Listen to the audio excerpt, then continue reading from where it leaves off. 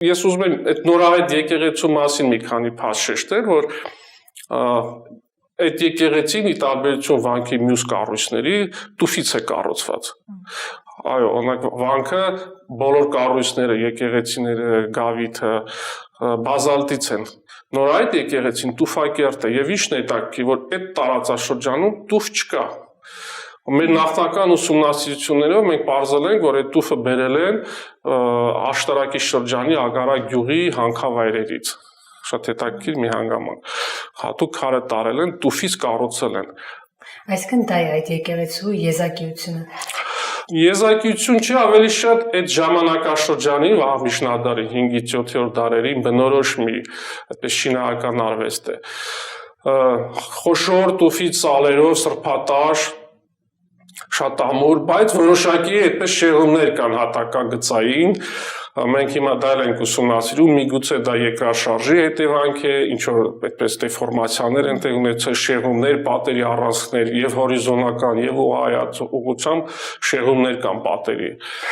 Եվ մեր ուսումնասիրությունները ցույց են տալիս շատ նախնական թեկուզ, որ երբ որ 11-րդ դարում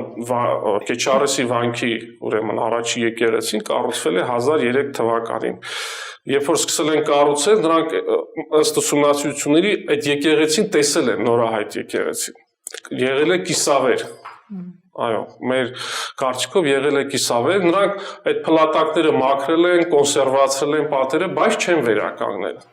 Միգուցե նաև այդ տեխնիկական ինչ-որ խնդիրների հետ կապված կամ շատ մեծ այդպես վնասներ են կնել։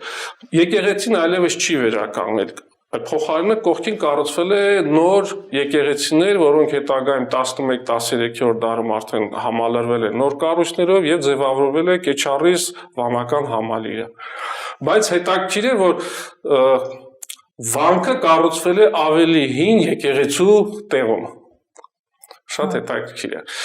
Մենք այդպես հայագիտության մեջ այդպես խնդիր կա, որ տեսակետ կա, որ ըստ երևույթին գոնե կարևոր վանքային համալիրների պարագայում դրանք կառուցվում են հին սրբավայրերի տեղում։ Այդպես տեսակետ կա եւ այդ տեսանկյունից այս պեղումների արդյունքները գալիս են կարծես թե հաստատելու այդ տեսակետը։